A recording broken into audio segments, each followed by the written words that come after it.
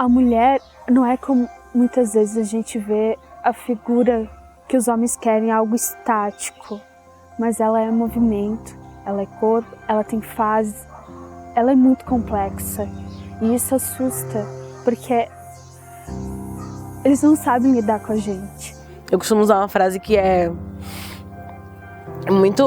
que é muito presente no cotidiano, que eu construí no decorrer da minha luta como mulher negra afrofeminista, que é: os homens costumam ter a gente lado a lado para a luta, mas na hora de assumir o papel eles colocam a gente para trás.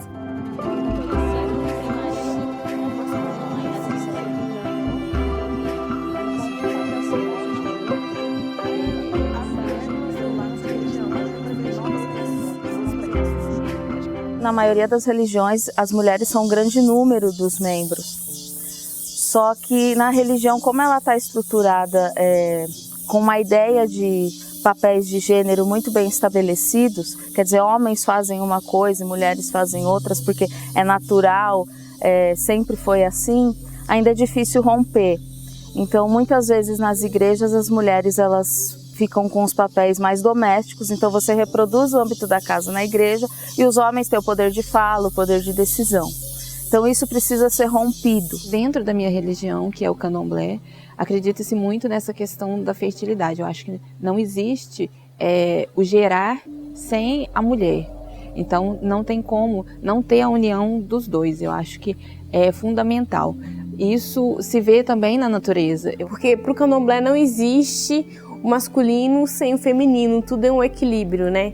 Então, a gente tem um papel importantíssimo na religião de equilibrar as energias, das funções que são propriamente das mulheres. Então, elas têm a função também de sustentação dessa religião.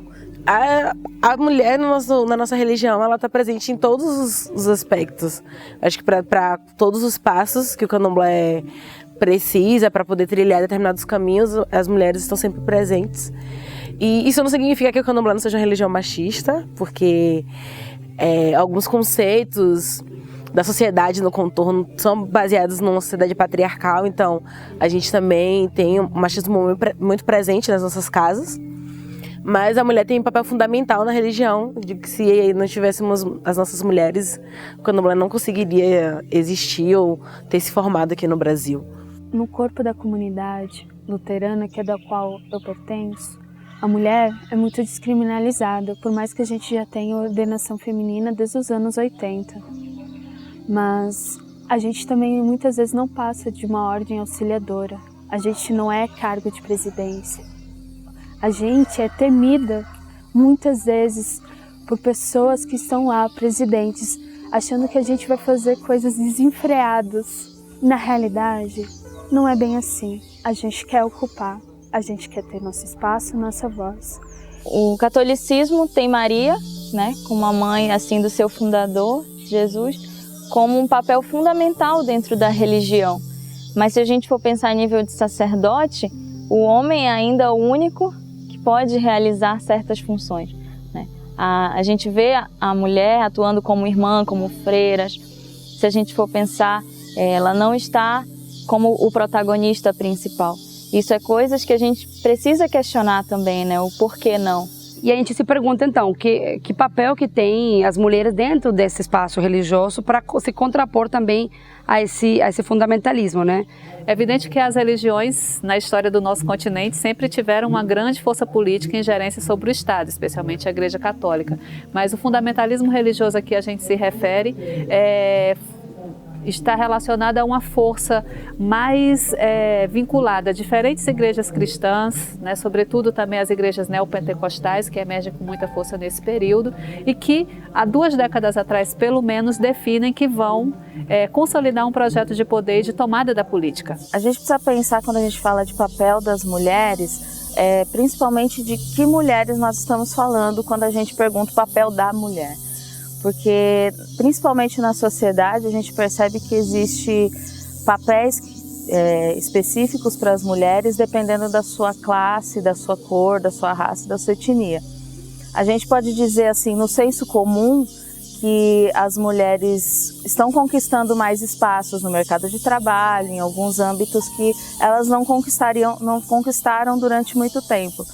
Só que se a gente for analisar com recorte de classe e de etnia, a gente percebe que são as brancas que muitas vezes conseguem espaços melhores do que as negras. E quando a gente percebe também o índice de violência e morte da mulher preta, que está, né, dentro de uma esfera de segregação e grandiosa de Estado, sobe-se 54% de violência, né? E a gente teve a diminuição de 10% da mulher branca, né, no corpo da mulher branca. Então, isso faz com que a gente pense o que está acontecendo com essa luta, né? É uma provocação. É importante a gente visualizar essas lutas às quais a gente está adentrando, estamos nos inserindo dentro desse processo de construção de políticas públicas, políticas de reafirmação, que de fato constituem e efetivam os nossos direitos humanos. Eu vejo pelo lado de que a gente não pode construir novas relações, né, novas relações de gênero e novas relações entre pessoas, se a gente não romper com uma cultura que oprime e que ainda marginaliza e que ainda deixa na periferia, né, as mulheres jovens. Então, a partir desse pensamento da importância da mulher para romper com essas barreiras, a gente precisa pensar uma nova interpretação, né, para o papel dessas mulheres nos nossos espaços. Mas pensando no movimento ecumênico como um todo, eu acho que é o mesmo processo enquanto pertença religiosa, olhar um pouco para si. Né? Qual é a história das mulheres no ecumenismo? Essa história está contada? Qual é o protagonismo das mulheres no ecumenismo? Onde elas estão? Como elas são reconhecidas, né? Sua autoridade, né? Enquanto chefias de cargos, de igreja, de instituição, né? As pautas de igualdade de gênero entram, violência contra as mulheres está sendo pautada pelo movimento ecumênico, identidades sexuais e de gênero. Então, uma série de temáticas que, por exemplo, a Reju se propõe trabalhar, mas que no movimento ecumênico, de modo geral, são muito tímidas, né? Eu tenho questionado muito essa complexidade de sermos mulheres religiosas e estar diante desse cenário político-religioso tão conturbado e que nos deixa um pouco em conflito. Como agirmos no espaço público, como sermos militantes dentro dos espaços religiosos, quando esses espaços religiosos estão cada vez se fechando mais contra nós, quando estão cada vez estreitando os processos democráticos, fechando nas ideias identitárias e voltando a uma tradição, né, para reafirmar algumas coisas diante das conquistas que nós temos conseguido. Então, não faz mais sentido na vida de nenhuma mulher ser obrigada a ter todos os filhos que Deus escolher que elas tenham. Não faz mais sentido ter filhos ao acaso, né? Não faz mais sentido ter fazer sexo apenas para reproduzir e reproduzir sempre que você tem relações sexuais. Isso não faz mais sentido na vida concreta das mulheres. As mulheres não querem mais viver assim. As mulheres conquistaram autonomia e todas as mulheres, inclusive as mulheres que são dessas igrejas dominadas por setores fundamentalistas, também. Então eu acho que a gente precisa contrapor a vida concreta e buscar nas experiências concretas e compreender também como é que essas forças fundamentalistas ganham força no cotidiano, sabe? Usando esses elementos de contradição, quer dizer, favorecem a mobilidade, né? São espaços também que, na ausência do Estado e no contexto de insegurança, se consegue aliviar algumas tensões que estão presentes ali no dia a dia. Então, acho que a gente precisa compreender, a partir da escuta das mulheres, né, eu estou falando a partir do movimento feminista, qual o significado que as forças fundamentalistas têm hoje, né? O que é fundamentalismo e se esse fundamentalismo faz sentido na vida delas para contrapor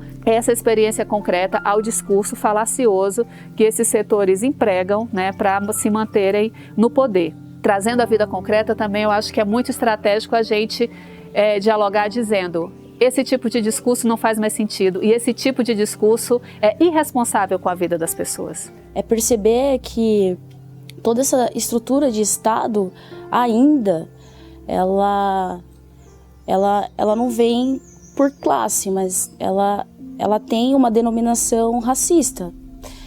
E a gente está perdendo um pouco essa luta, né? Isso quando a gente trata do feminismo em si. E aí a gente tem esse recorte do feminismo da mulher negra que coloca, né, essas perguntas, que busca também essa provocação de um modo que contemple essa nossa participação no Estado, né, que ainda estamos servindo, né, as mulheres brancas, ainda estamos numa zona que não estamos sendo contempladas.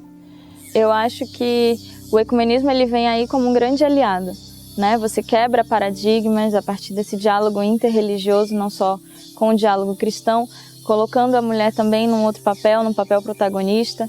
Você vê onde essa mulher pode estar inserida, você vai muito além daquele diálogo, daquele conservador, o que foi imposto durante muitos anos e que a gente ainda vem aí sofrendo na luta, né? Mas é um processo de construção também. Até dentro do ecumenismo a gente ainda tem certas barreiras, então pouco a pouco a gente vai tendo que superar. Entrou no processo histórico, a mulher vem sendo protagonista de diversas lutas e atualmente, mais do que nunca, a mulher vem se tornando um ser, uma protagonista social fundamental na sociedade. Hoje a mulher com diversos perfis, com diversas crenças, né, com diversos credos, ela vem se tornando uma peça-chave na sociedade contemporânea. De que forma? A mulher hoje nós podemos vê-la como empoderada, uma mulher de fibra, uma mulher que sabe se caracterizar, uma mulher que sabe reafirmar para que ela veio, o que ela é e qual sua função social diante dos embates impostos pela sociedade segregadora. Então, é válido a discussão sobre o papel da mulher na atualidade, sobre os movimentos feministas, sobre a função social da mulher em todos os espaços socioocupacionais e as lutas que a gente vem tendo. Então, acho que o nosso grande desafio também é disputar os valores, sabe? É contrapor a esse discurso, né, de ódio, a esse discurso de intolerância, um discurso ético, de solidariedade, né, de coletividade, né, contra esse individualismo também que baseia nessa ideia de prosperidade, de consumismo, um discurso de direitos, né, um discurso de justiça, um discurso de transformação, um discurso de pluralidade de existências e de vozes. Eu acho que a gente tem um desafio grande que é disputar corações e mentes no dia a dia, no cotidiano e tentando construir uma outra perspectiva e visão de mundo, né? Porque essa não é a única, ela apenas tem mais força hoje, ou parece ter mais força, mas a resistência, e eu acho que fortalecer as resistências que estão ali é o nosso papel, de todas as forças progressistas hoje.